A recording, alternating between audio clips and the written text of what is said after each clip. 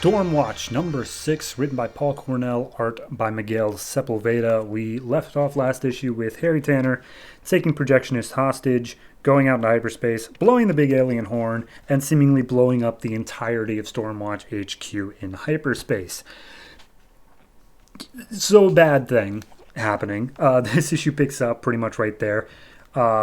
Jenny Quantum, whatever they're calling her, she put up a barrier to protect them from the vacuum of space and all of the debris flying around them, but seemingly her eardrums have burst in the process, so she can't hear anything.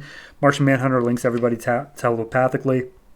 Jack is freaking out because Harry clearly just betrayed all of them, but Engineer takes the reins and is just like, okay, we got to fix this now. What do we do? Because we are dropping out of hyperspace and we're going into like actual real space. And so we cut to a military base real quick just to show, hey, sir, there's a giant alien ship that literally just appeared in Earth's orbit out of nowhere. Then we got Midnighter, who's also flying out into the vacuum of space, seemingly nobody to catch him. Cut back to Engineer, and he's like, hey, this ship is technically a city because it has to be for you to live here, Jack. So I need you to talk to the spirit of the city and get it back, together. And so Jack gets into the thing and he sees this giant Daemonite, who, if you've been following like any other series from the Edge label of the comics, they're in every single one of them. So the Daemonites, it's apparently just a slave inside of this thing, and it wants to attack and or kill Jack.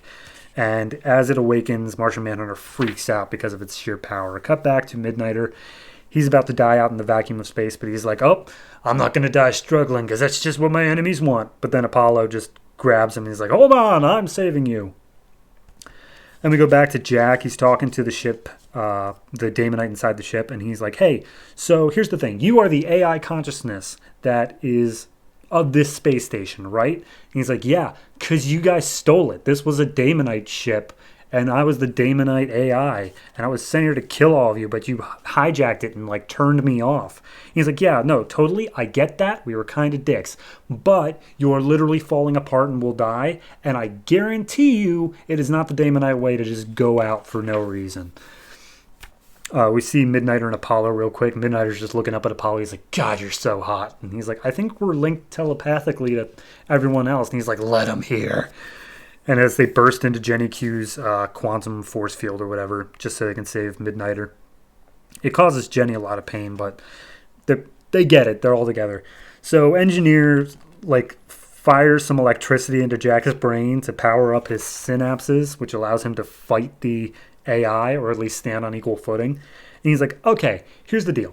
I know that we were kind of dicks and we shut you down, but you need to keep this place together. So here's what I'm willing to give you. 1, we will give you a voice so that you can talk to us on the space station. You can mislead us for all the Daemonite plans or do whatever. You still have to obey us and all the commands we give you, but you can at least speak. Also, I will make it so you can never be shut off again. We got a deal? And he's like, okay, yeah, fine, we got a deal. So immediately the ship's AI just pulls it all back together and saves all their lives. And immediately the Engineer's like, all right, pull us back into hyperspace quick. And the ship responds like, as you command, you foul unbeliever. He's like, what the hell do you do, Jack? And Jack's like, I had to make some concessions. We're just going to have a snarky computer AI from now on. So we cut to, they're in the med bay. Jenny's getting her ears checked out, and Midnighter's dealing with the fact that he was literally in the vacuum of space for an extended period of time. But they talk for a second, the Engineer and Midnighter. And it's basically like, okay, yeah, so Harry betrayed us, which kind of sucks considering he was deceptive, but I thought he was deceptive for us. But we could really use you on the team. And Midnighter's like, oh, yeah, no, I'm on the team. I want to kick that guy's ass. And if I'm on the team, Apollo's definitely going to be on the team. So Engineer has the backing of Midnighter to be the leader inherently. We see Martian Manhunter and Apollo talking, and he's upset that Harry betrayed them because he was kind of a friend to John and also was a friend of Projectionist who has been taken hostage by Harry. And he makes the offhand comment here that earlier on Apollo said that Martian Manhunter was with the Justice League, but that isn't technically true. Martian Manhunter was a public hero, which is kind of used synonymously, but he never actually joined the League because he would have to keep the secrets of StormWatch from them, which would inevitably lead to him betraying them. So then we see just a little bit of, hey, is Adam maybe coming back? Because Jack is checking the portal he was sent into. And the ship informs him, like, nah, it transforms anything goes into it and transports it across 1 billion dimensions. Like, he's probably not coming back. So then they have a little team meeting, or at least Engineer calls a team meeting. First we get back to the military base that noticed the ship, and there's like, okay, so now it's gone again. What should we do, sir? And he's like, I want you to train a space laser on that spot at all times. And if it ever comes through again, we fire immediately. Because going into hyperspace is something that we should be able to do. So then we get the team meeting, and basically it just boils down to, all right, so here's how we're going to go. When Jenny comes of age, she'll lead the team, because that's just the way things have always been, is that the child of the century will lead when they get old enough. Jenny's like, I don't care. Then the engineer says, in the meantime, we need another leader, because Projectionist is gone. I would like to volunteer myself. Martian Manhunter's like, I mean, I will support whatever the consensus is. Midnighter and Apollo both vote for engineer. Jack is abstaining, and he says that if Adam comes back, Adam gets his vote. And everyone's like, hey, all right, sounds good. And if Adam comes back, I'll step aside. But in the meantime, engineer's leader. And apparently Harry stole a map of all these Stormwatch like depots, or security caches, they call them. Some things are very valuable. Some things are very dangerous. But now they have to go basically treasure hunting all over the earth to find these things before Harry gets them and uses them to become more powerful. Meanwhile, we get a little epilogue here of they're in hyperspace, Projectionist and Harry. He's still holding her hostage, and he basically asks her whether or not they can find them there. And she's like, no, they can't find us here. But she's picking up on media from another world, and it's all saying something terrible.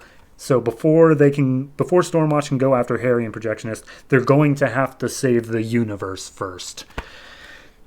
This is a good book. I really like this. The first issue laid on way too much, way too fast. It was just too much. But for the arc overall, I really do appreciate what they did with it. I think it was very well done in the long term, and it was messing with the stakes overall. Those first 4 issues were kind of focused on one thing, and then the last 2 were kind of on another thing, but it all seemed to flow seamlessly there. So I'm good with that.